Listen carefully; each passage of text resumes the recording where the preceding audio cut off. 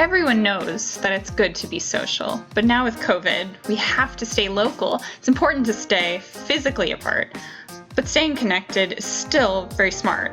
CDC recommends we stay connected, and the Government of Canada suggests we stay connected. Social connections help reduce stress, improving health and well-being. But I digress. Keeping connected can be hard from your room. Good thing we have Skype, Slack, Microsoft, and Zoom.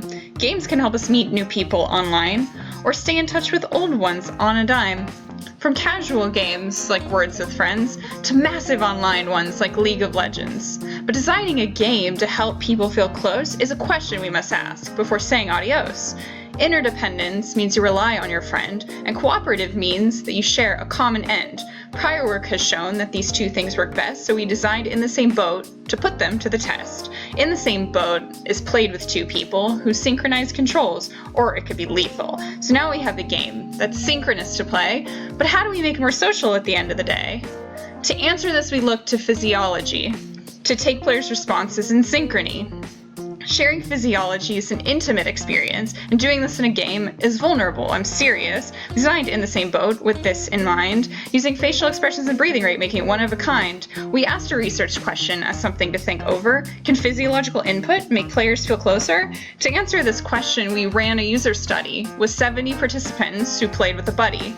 A tutorial was administered to half of them because we wanted to help orient them to the controls as it was. Statistical analysis is often boring, so I'll skip the heavy details and move on to the reporting. First, we found keyboard controls were more intuitive. This means our other results might not be as lucrative. So when looking at enjoyment, we controlled for this finding, meaning we used it as a covariate in case you need reminding. Players enjoyed the embodied version more, which supports that physiology is not to be ignored.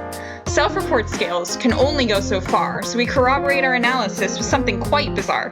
We took before and after photos of the players and had them looked at by external raters. These raters decided how happy and close the players looked based on their pose. It turns out the embodied version came out on top, which supports our hypothesis. Full stop. In the future, we plan to look at our game in various different contexts for different aims. And now I'd like to quickly just wrap this all up to let you know when body controls are a promising setup. Hey everyone, thanks for listening to my Kai talk. If you missed anything, be sure to rewind and scan the QR code to read the paper.